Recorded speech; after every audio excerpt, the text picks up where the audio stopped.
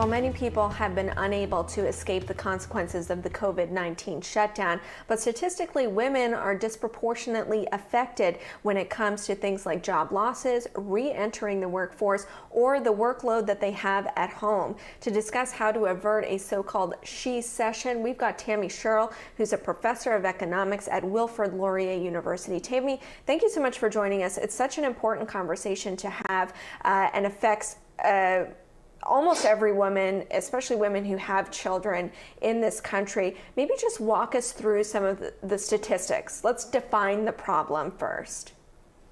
Okay, well, when we look at who lost their jobs and whose jobs were affected by this pandemic, there are about 5.5 million Canadians who were heavily affected. Both men and women were, but the extent to which they were affected was very different. So, for example, when we look at something like the construction industry, we saw very heavy losses in jobs in April, but a lot of those jobs came back very, very quickly in May.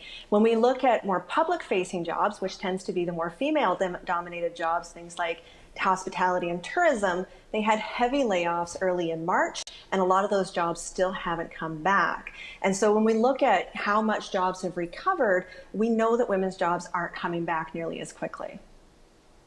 And it's jobs on the margins too, right? Maybe full-time jobs that are now going to part-time jobs so that they can better balance what's going on at home, at work, or women who are extending leaves or taking leaves earlier. Yeah, we tend to focus on the aggregate number of hours worked in the economy rather than trying to pick apart the number of individuals and who is full-time and part-time. And overall, we see that men have recovered about 45% of their hours between April and June, thinking in terms of what they were doing in February. For women, that number is much lower. It's about 37% recovery right now overall. When we try to zoom in, though, on the women who have kids at home, they're recovering much more slowly. So, for example, I was looking at the numbers for Ontario women. For the ones who have kids between the ages of 6 and 12, they lost about 30% of their hours altogether between February and April. But then when we look at June, their hours actually dropped even more. So it looks like even more women had to leave their jobs. They're not recovering quickly. And so we're waiting to see what the July numbers look like. They're going to be coming out next week, and I'm not expecting much to change for them right there. And so what is the policy response? Well, there's a lot of things to think about here. I think one of the key things is getting kids back to school safely in September. And I know I've seen a lot of parents very uneasy about the announcements that were made in Ontario yesterday, where we didn't see a lot of funding to get those classrooms split up and creating spaces for them so they can do that more safely. So we're going to have to wait and see how that part of it plays out.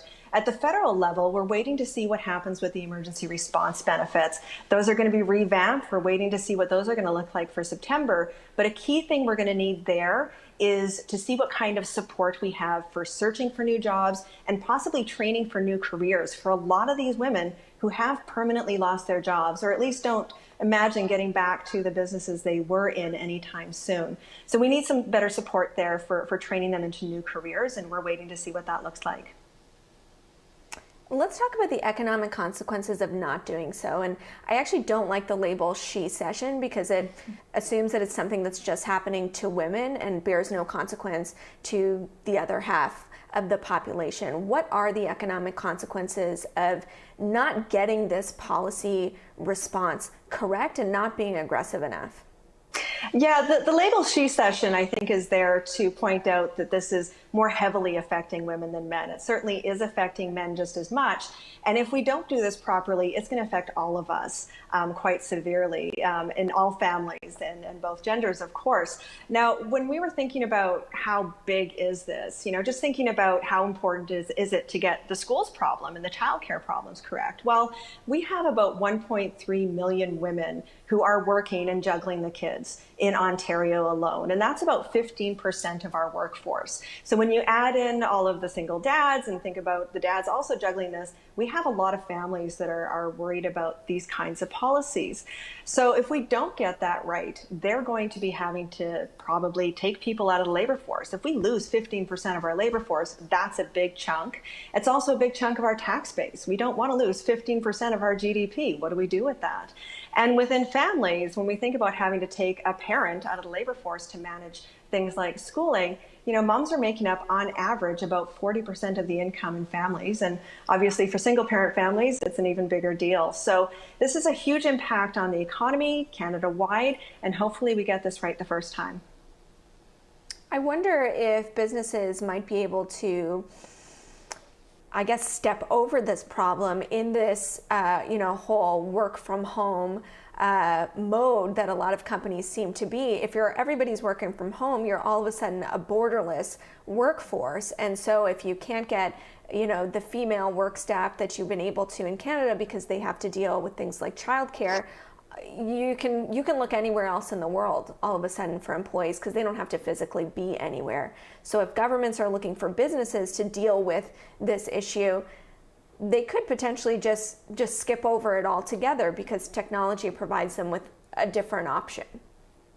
That's certainly a big concern, and I think it's a really big concern for moms who might get passed up for jobs that are coming up in the near future, as employers are worried about whether or not they're going to be able to stay. And so that's a big problem that we're facing.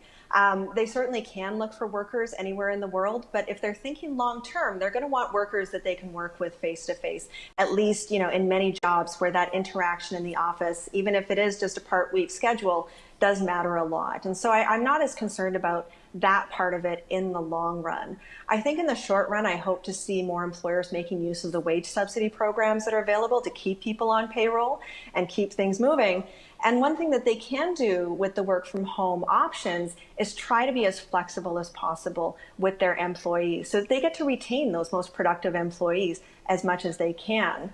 Now, certainly in some situations, that's not going to be possible. They're not going to be able to keep their workers, at least in the short term, but hopefully they are willing to offer them some job protection so that, if they're having to take some short-term time away from work, they're going to be able to come back and no one's having to start all over again, either for the employer who wants to keep those productive employees going or for those employees who don't want to have to restart their entire career. Has enough money been earmarked for these initiatives that you've been talking about? Well, I think that's going to be a hindsight kind of question.